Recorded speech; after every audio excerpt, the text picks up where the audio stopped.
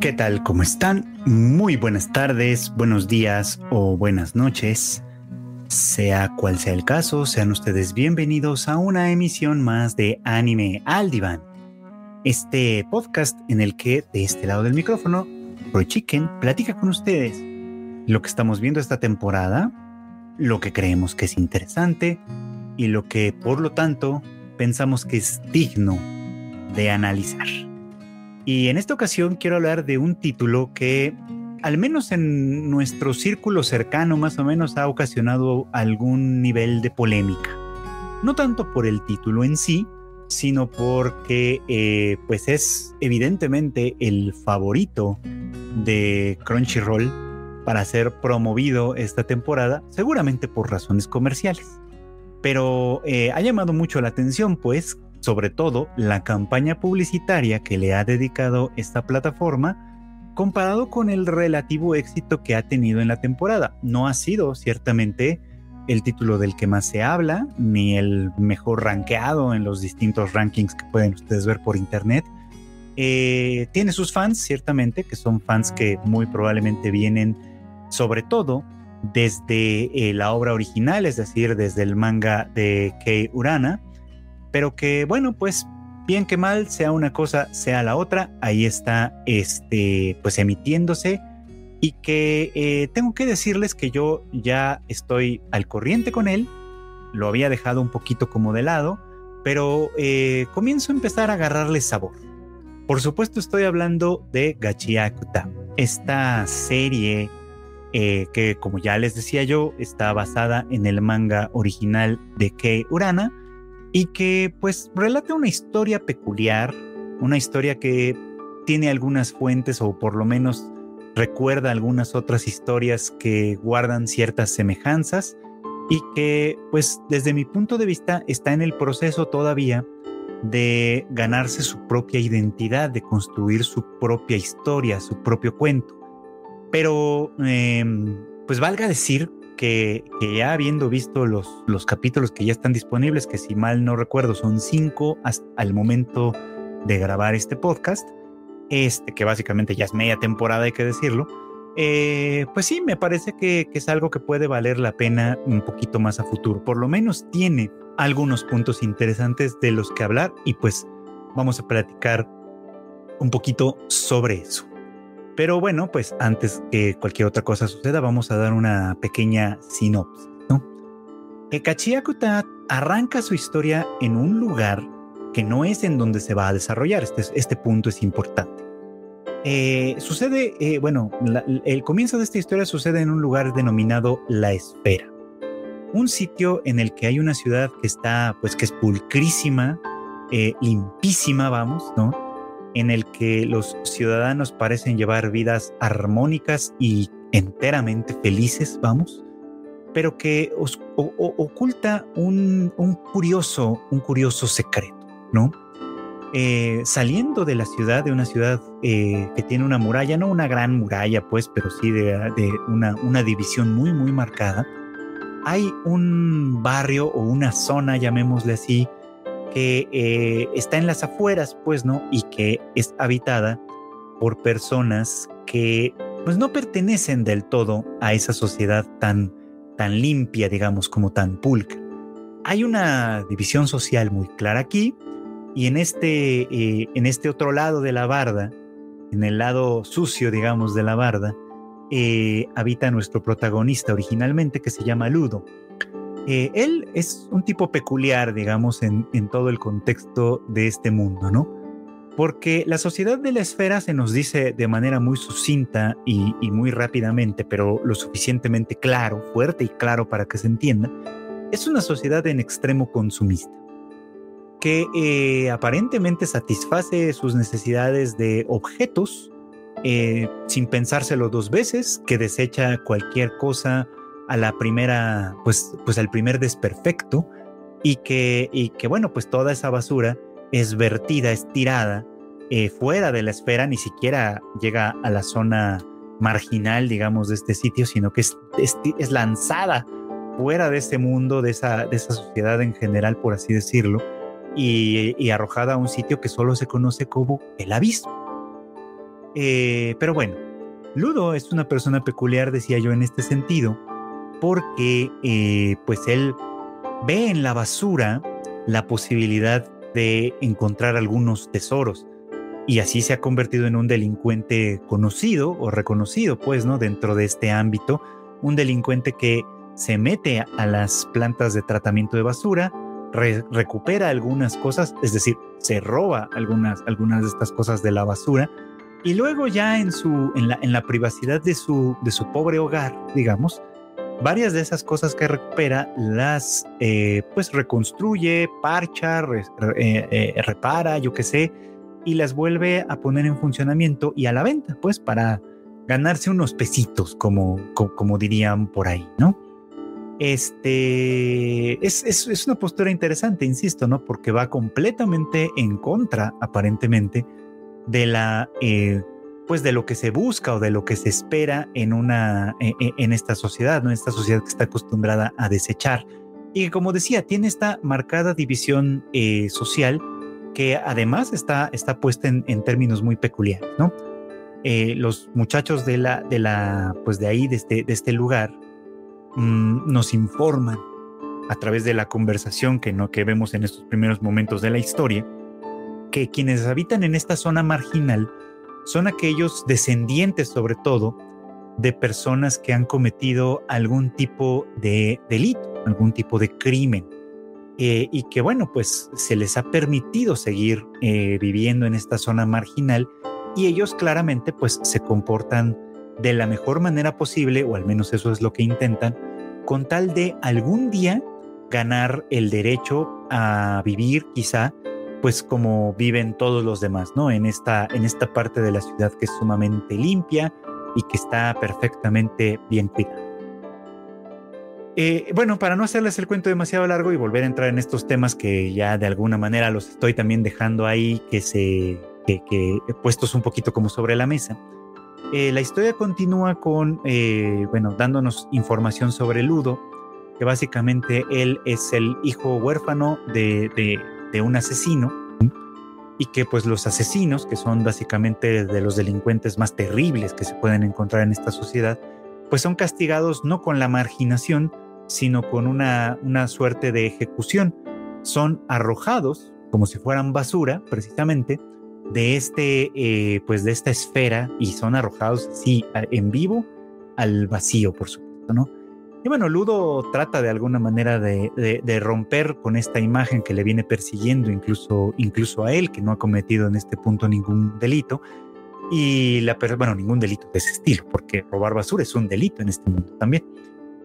Y la persona que ha cuidado de él todo este tiempo, Legto, pues es alguien que por un lado parece compadecerse de él, por el otro lado es alguien que parece entender mucho de este mundo, y que finalmente, que esto es donde de verdad empieza a arrancar la historia, es asesinado por una persona para robarle un objeto, algo que parece como un libro.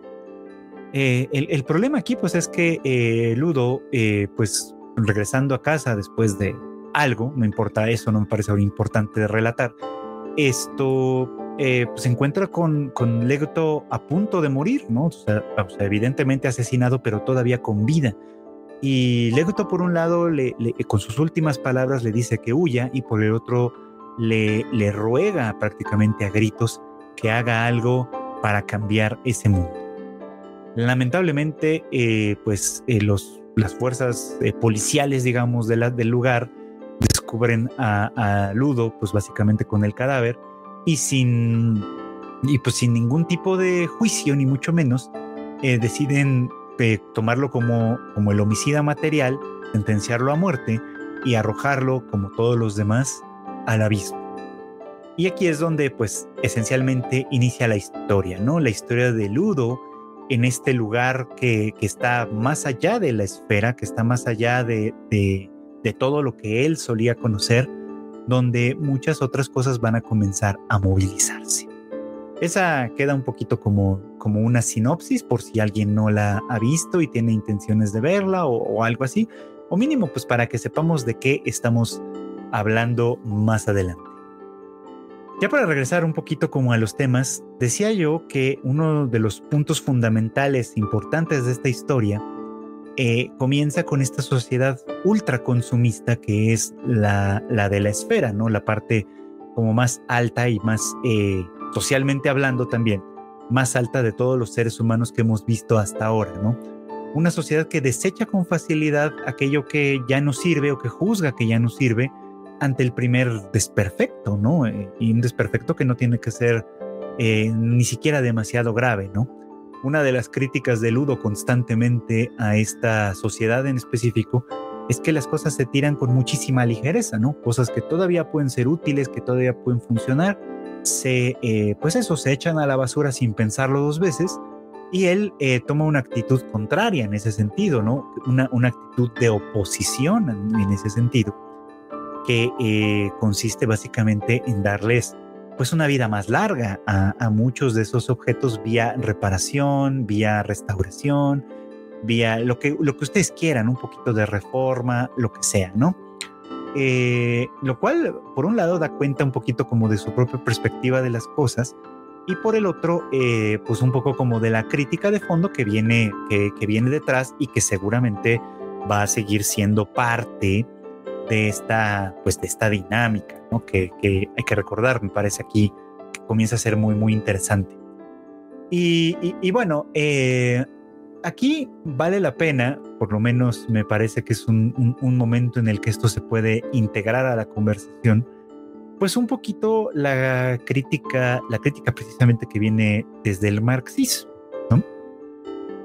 Yo sé que digo esta palabra y probablemente muchas personas comienzan inmediatamente a sentir repelús, ¿no? Porque han escuchado hablar de que el marxismo está en contra de la propiedad privada, está en contra de el esfuerzo, el éxito, la empresa, está en contra de un montón de cosas que de alguna manera constituyen nuestra vida, está en contra del consumo incluso, ¿no? Y que por lo tanto pues es una teoría o una filosofía, y pongámoslo así, fallida, que además pues en la práctica no ha dado más que malos resultados, ¿no? Siempre se citan ejemplos como el de Cuba, como el de Corea del Norte, en fin, cosas del estilo, pues, ¿no? Pero a pesar de eso voy a traer un poquito a colación esto, porque hay al menos un aspecto de esta teoría que resulta útil para hacer una interpretación de lo que vemos acá en Gachiaco, ¿no? Y esto tiene que ver con el valor de uso y con el valor comercial, que son dos cosas distintas, ¿no? En algún punto, Marx se da cuenta de que la mercancía, lo que se vende y lo que se compra, desde luego, no necesariamente tiene un valor de uso, ¿ok? ¿Qué quiere decir con valor de uso? Quiere decir que pues las cosas generalmente sirven para algo, ¿no? No necesariamente esto es cierto para todas, pero muchas de estas cosas tienen una función útil para la vida, ¿no? Que compra uno un lápiz, una pluma, una taza, un vaso, una cafetera, un micrófono, una computadora, lo que sea. Son cosas que en principio tienen una función o varias, pues, ¿no? Y que el valor que tienen para nosotros es precisamente ese valor de uso. Mientras sean útiles y mientras, digamos, como mantengamos esa utilidad, pues las cosas no pierden, por así decirlo, su valor. Incluso si se hacen un poco viejas, incluso si se desgastan, incluso si pierden algo de su color o qué sé yo, ¿no? Y bueno, hay además un valor diferente, un valor comercial que pasa más un poco como por lo simbólico, que básicamente pues es el valor que tienen, que pueden tener ciertas cosas independientemente de si tienen un uso o no. Los otakus, por ejemplo, ¿no? Somos especialistas quizá en tener un montón de objetos, sobre todo porque pues está probadísimo, me parece a mí, por la experiencia, de que nosotros somos fáciles presas del coleccionismo en términos generales. Entonces muchos de los objetos que conseguimos, que consumimos, realmente no tienen ninguna otra utilidad que la de generarnos una suerte de felicidad subjetiva, que incluso puede ser muy temporal, ¿no? O sea, puede limitarse a un tiempo muy, muy reducido, a un espacio muy, muy reducido, de tal manera que esto que bueno, podría criticarse que por ahí hay una cierta forma de consumismo en ese sentido, ¿no? Son cosas que muchas veces no se usan o que incluso si se quisieran usar, realmente no sirven absolutamente para nada, más que para aportar de alguna manera este tipo de capital psicológico, vamos a ponerlo en estos términos, ¿no? Para el marxismo, esta diferenciación que se explota a través de la mercadotecnia y demás, entendidos desde esta lógica, crea una sociedad de consumo que ya no busca la satisfacción de sus necesidades prácticas, concretas, sino la satisfacción de otro tipo de necesidades a través del consumo mismo. O sea, la crítica ya no va ni siquiera a los objetos en función de lo que simbólicamente pueden representar, sino al consumo por el consumo en sí mismo, pues, ¿no? O sea, a la compra obsesiva de distintos objetos, que pueden aportar, decía yo, una suerte de felicidad psicológica temporal, que es muy, muy pequeña probablemente, incluso en su duración, pero que, bueno, ¿no? Al final de cuentas responde a un mandato que va en esos términos, ¿no? Consumir, consumir y seguir consumiendo, pues, porque esa sería en alguna medida la forma de evaluar tanto el éxito como la felicidad. Pues, y de hecho la sociedad de alguna manera que se ve representada en la esfera, esta sociedad alta, no sabemos mucho sobre ellos, ¿no? Lo que se nos ha mostrado son cualidades muy superficiales quizá, pero nos han dejado justamente como una de esas cualidades esto precisamente, ¿no? Que es muy fácil que los objetos de uso, ¿no? Y los objetos de consumo en términos generales sean desechados, ¿no? Incluso cuando todavía pueden ser útiles, ¿no? Y que el hecho de que, por ejemplo, Ludo sea tan perseguido, literalmente perseguido a balazos por robar la basura, ¿no? Da cuenta un poquito como de esta actitud precisamente, o daría cuenta, tal vez haya más cosas ocultas en esto, pero por lo pronto da cuenta de una cierta actitud ante eso, ¿no? Lo que ya se tiró y no debe ser útil para nadie, para absolutamente nadie. Aquí no existe esto, o al menos en esa sociedad, de que la basura de unos puede ser el tesoro de otros, ¿no? Porque es absolutamente un delito intentar recuperar cosas de la basura para darles una nueva vida, una nueva utilidad en ese sentido, ¿no?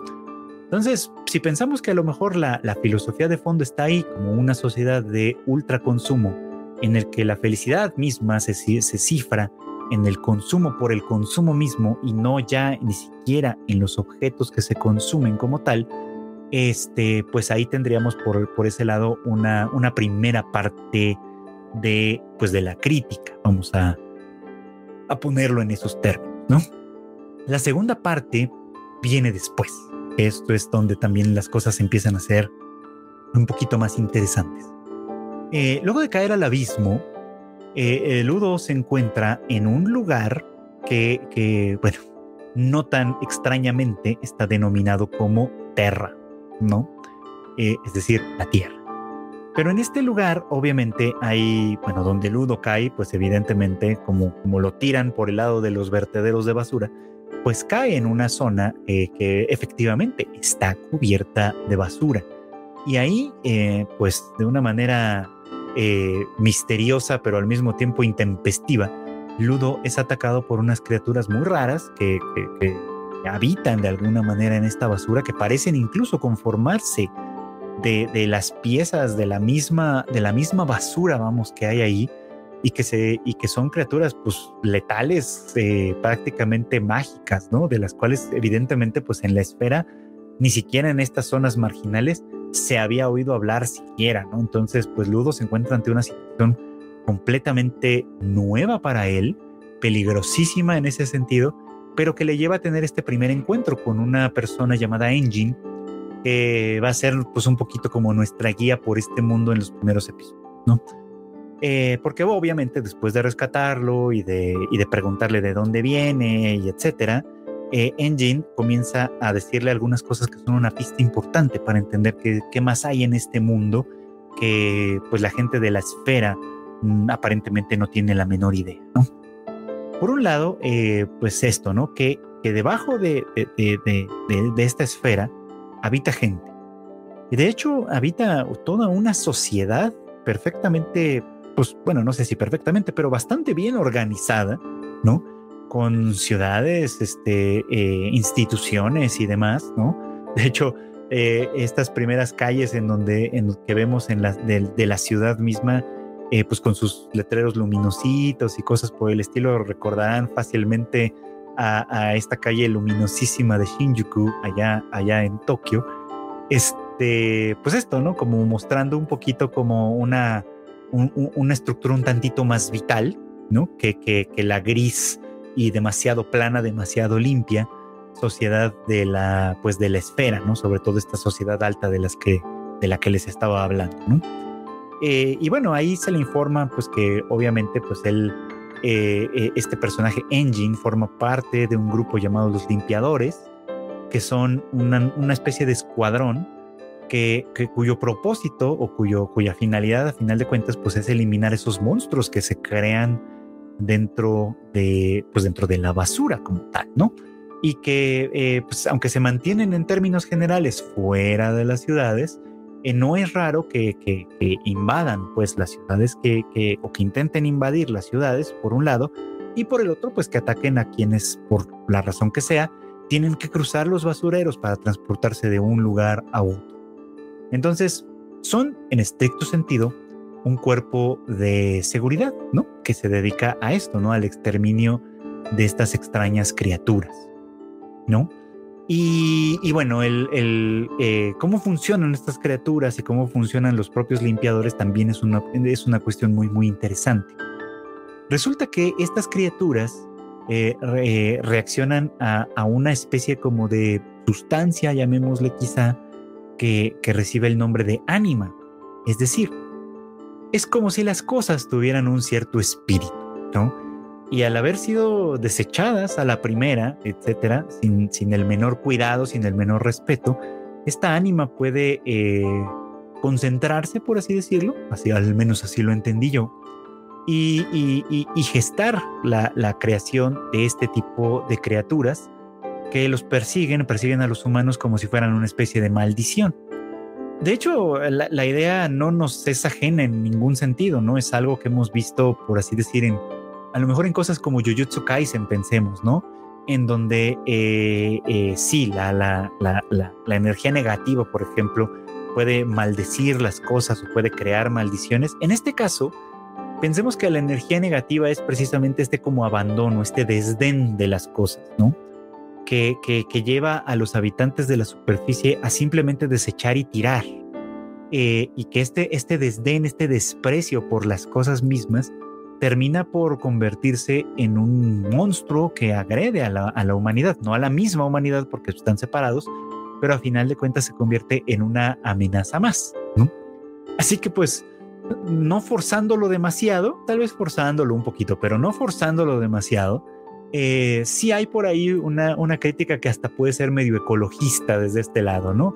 O sea, esto que desechamos con tanta ligereza, después regresa a mordernos, después regresa a intentar destruirnos, de la misma manera que nosotros, los seres humanos de esta tierra ordinaria, sin poderes especiales ni nada de eso, estamos viendo cómo el retorno de lo que desechamos, de lo que consumimos, de lo que destruimos, pues termina ocasionándonos grandes tragedias a nosotros como seres humanos.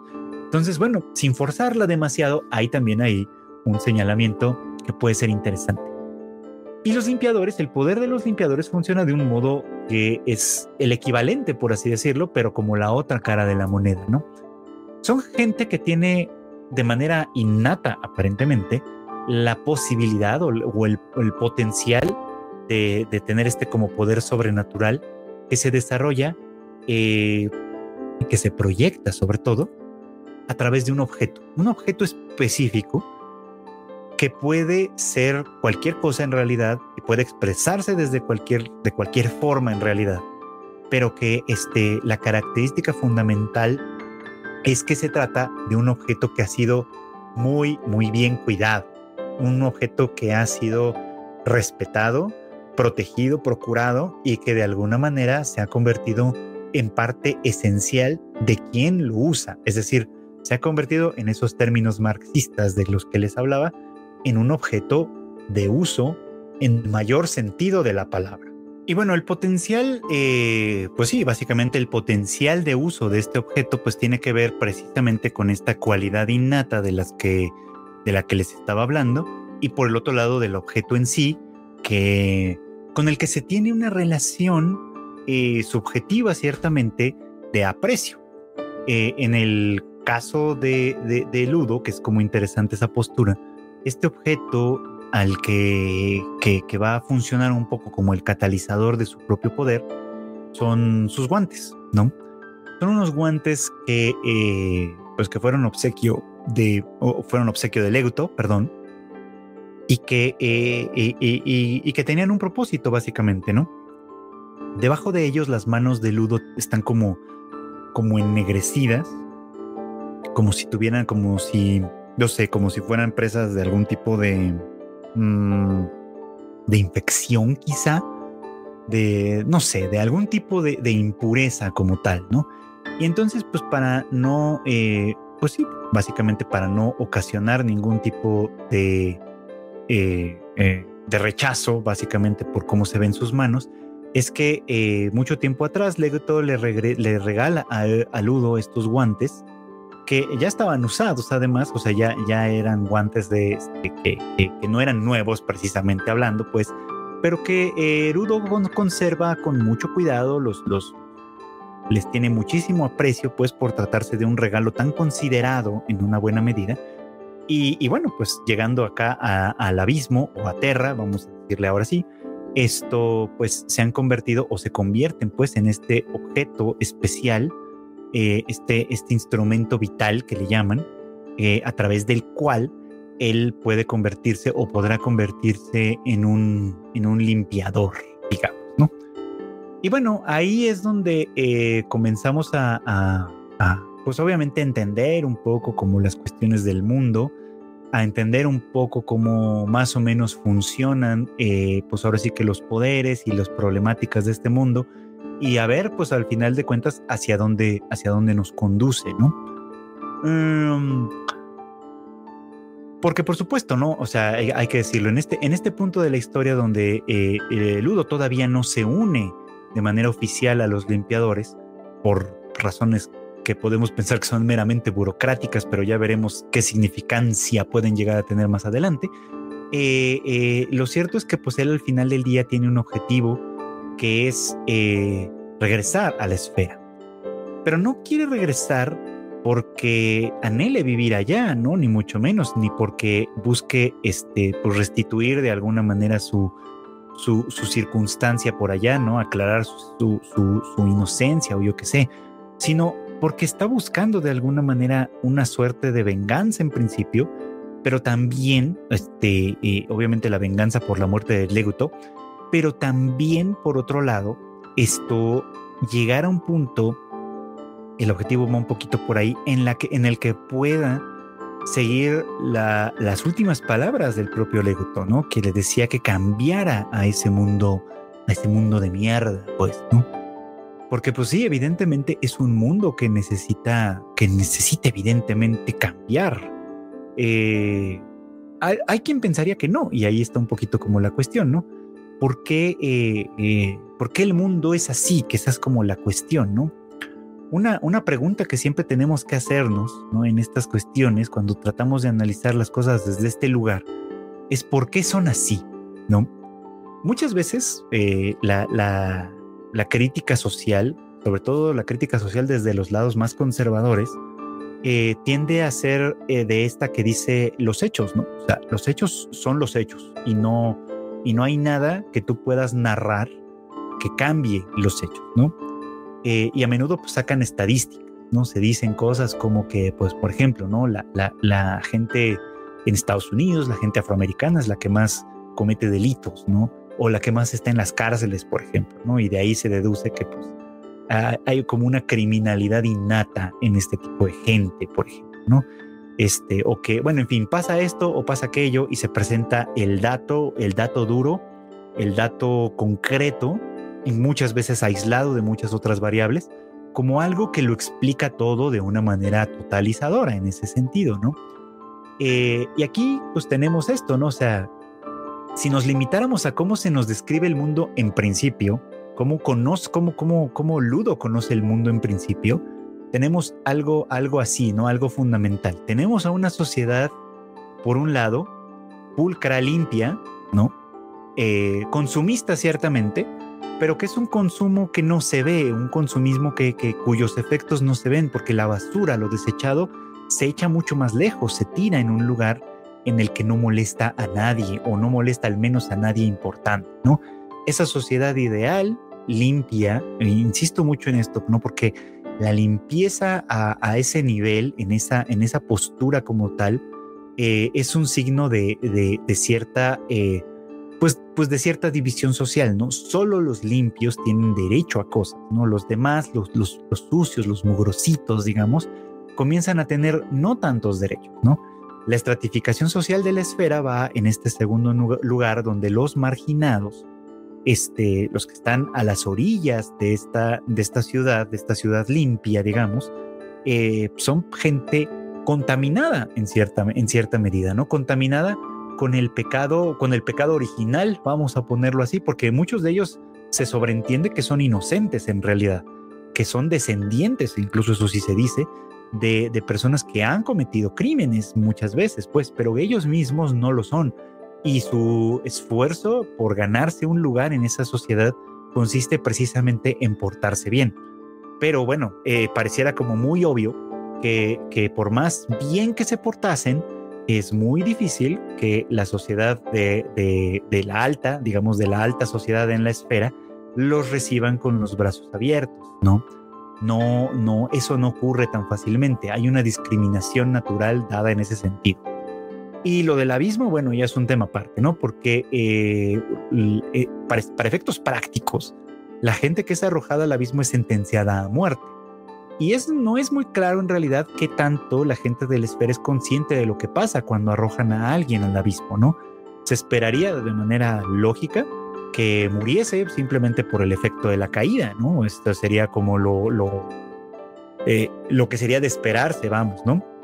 Pero debajo de esto hay una sociedad completa que no funciona de la misma lógica. Saben de la existencia de la esfera, no necesariamente saben cómo se llega ahí, ¿no?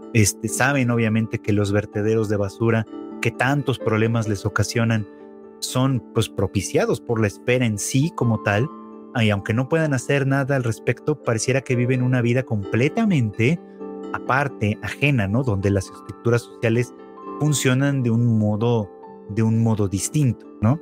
Pero por eso les decía, aquí hay que preguntarse, ¿por qué? Si estuviéramos del lado de la alta sociedad, que no parece plantearse esta pregunta, sino que simplemente la actitud, pues la filosofía central es deshacerse de todo aquello que no es agradable a la vista, que no es agradable al tacto, que no es agradable en general, simplemente cerrando los ojos y dejar de verlo, ¿no? Y esa es como una solución. Estamos hablando de como de un mecanismo de defensa ante cosas que no se pueden controlar, que no se pueden entender, que mucho menos se pueden aceptar, ¿no? Un mecanismo de defensa primario, primitivo, ¿no? Como el del bebé que cierra los ojos, y no solo los bebés, pero vamos a ponerlo así, ¿no? Como el del bebé o el niño que cierra los ojos para tratar de no sentir dolor cuando lo inyectan, por así decirlo, ¿no? O sea, esta sociedad hace eso desde cierto punto de vista, ¿no? Cierra los ojos ante una problemática que en cierto modo les abarca, aunque se haga un esfuerzo muy, muy insistente en que no sea así, y que pues cabe suponer incluso de la cual son ellos mismos los causantes, no lo sabemos todavía, ¿no? Hay por ahí esta cuestión.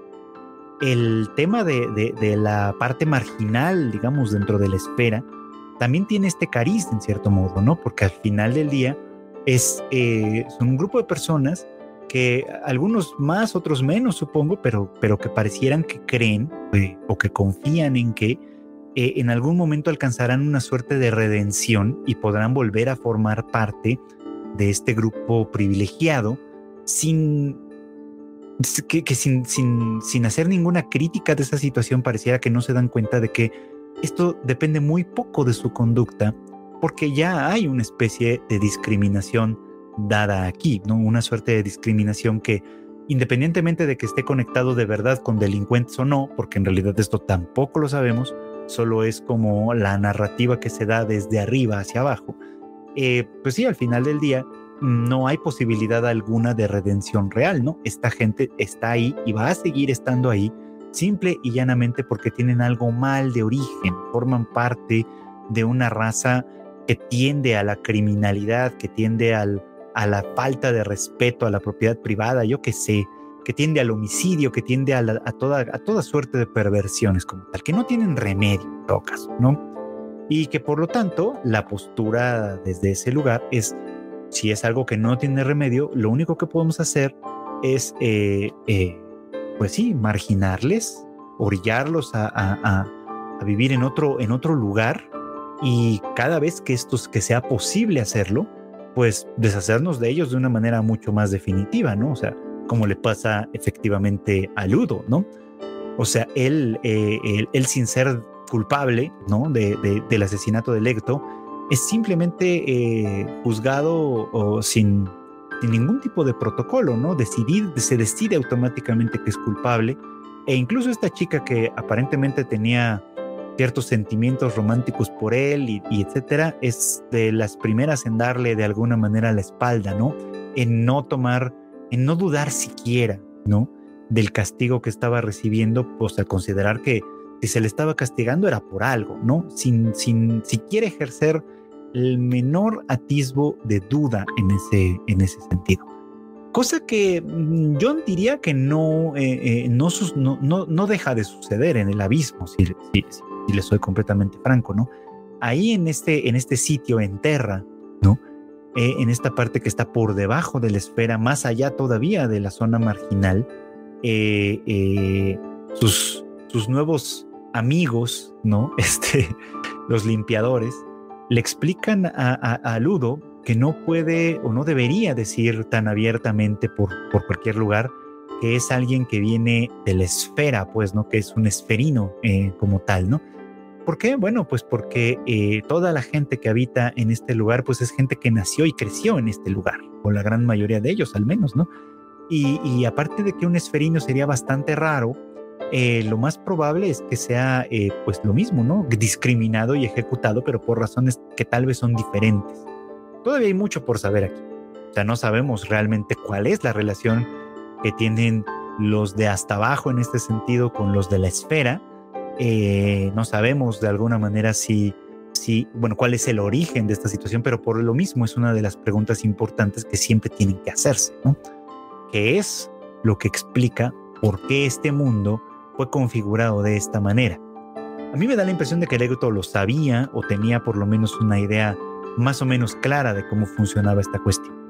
Y no sé si esa sería la razón por la que fue asesinado, pero me da la impresión de que él sabía perfectamente que algo andaba mal en esta sociedad en pleno, que algo, pues esto, no estaba bien y tenía que ser transformado, que tiene que revolucionarse. Y las revoluciones ciertamente no son cómodas y muchas veces no son efectivas en realidad. Lamentablemente para nosotros, ¿no? La historia nos muestra que una buena cantidad de las revoluciones del mundo fueron efectivas en derrocar los regímenes que las inspiraron en un momento dado, pero no lo suficientemente efectivas en revolucionar esos regímenes, sino que más bien con esos objetivos o con otros, simplemente el poder cambia de manos y repite su dinámica de siempre, con otras palabras quizá, con otras ideologías quizá, pero en la práctica con las mismas ínfulas, los mismos, la misma necesidad de control y de mantenerse a sí misma, por lo tanto pues de ir en contra de las libertades probablemente, que aquellos regímenes a los cuales derribaron, ¿no? Que eso es algo que lamentablemente suele ocurrir.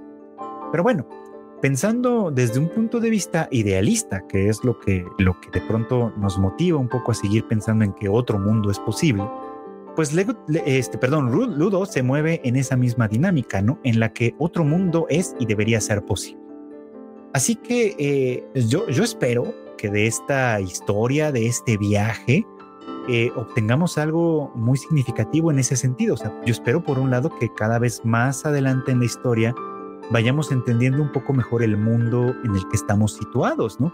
Es decir, cómo llegó a ser como es, a quién realmente beneficia que sea así como es y cuáles son las verdaderas posibilidades de cambio. Este viaje personal que de alguna manera Ludo tiene que pues adelantar, avanzar y demás, pues es algo que ciertamente no es sencillo, más con la personalidad de él, que de pronto es mucho más impulsivo que reflexivo, vamos, ¿no? Pero que bueno, al final del día no carece de la sensibilidad suficiente y necesaria como para darse cuenta de que, pues esto, ¿no? De que el mundo tiene que cambiar, de que probablemente mucho del cambio de este mundo va a partir de que él mismo pueda cambiarse a sí mismo y pueda entenderse a sí mismo y de cambiar completamente toda esta filosofía, ¿no?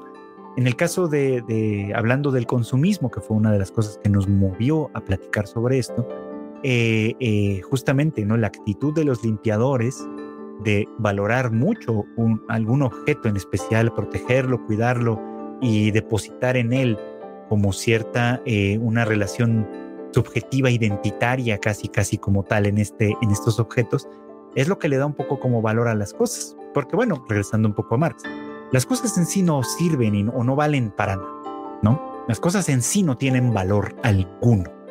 Comienzan a ser valiosas en cuanto nosotros les damos valor. Y para esta idea, desde este punto de vista, las cosas que tienen valor de uso, es decir, que son útiles para la vida misma, son o deberían ser las que tienen el mayor valor o las que tengan el mayor valor. Y sin descontar la posibilidad de que haya otras cosas que tengan un cierto valor subjetivo que no sean necesariamente de uso, lo mismo, ¿no? Que su consumo sea un consumo propositivo en cierto modo, ¿no? Es decir, no importa si hay consumo, no importa incluso si el consumo puede ser cotidiano o constante, desde un punto de vista un poquito más moderado. Lo que importa es que sea significativo y que le dé valor a algo más en la vida. El problema es cuando se llega, o un problema serio en ese sentido, es cuando se llega al consumo por el consumo, ¿no?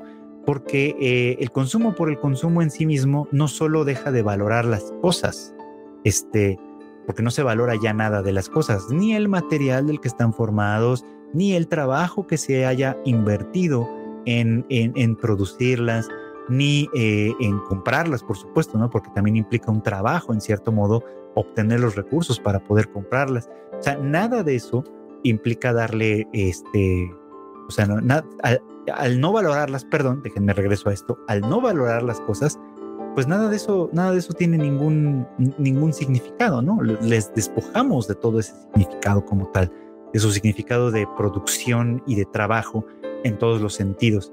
Y cuando el consumo se vuelve así, el consumo por el consumo en sí mismo, es donde de alguna manera pierde como todo este significado. Así que, bueno, pues me parece que el título tiene algunas críticas interesantes por ahí, algunas ideas que si bien no son las más novedosas, no por ello dejan de ser interesantes y que pueden ser, pues esto, ¿no? Significativas para desarrollar aún más esta historia. Y bueno, pues esto fue todo por hoy. Gracias como siempre por acompañarnos en el Anime al Diván. Ya lo saben ustedes, este podcast se emite todos los miércoles en algún momento del día y lo encontrarán disponible en diversas plataformas, desde YouTube, Spotify, Apple Podcasts, Amazon y demás, para que, pues, sea cual sea la plataforma que ustedes ocupen, encuentren esto disponible en todos lados. No olviden además que pues en Tadaima tenemos más contenido para ustedes. Tenemos el Tadaima Live en punto de las 9 de la noche, hora de la Ciudad de México, todos los jueves a través de nuestros canales en Twitch, en Facebook, en YouTube y en Twitter también. Y pues listo, ¿no? Las noticias más relevantes siempre las van a encontrar en tadaima.com.mx, así como en nuestras redes sociales, Tadaima MX en prácticamente todos lados, o si no, tadaima.mx. Esto de los handles siempre es un poquito enredoso cuando no todos están perfectamente unificados. Y bueno, pues por mi parte es todo. Gracias como siempre por acompañarnos en esta emisión y les deseo que pasen buenas tardes, buenas noches o buenos días.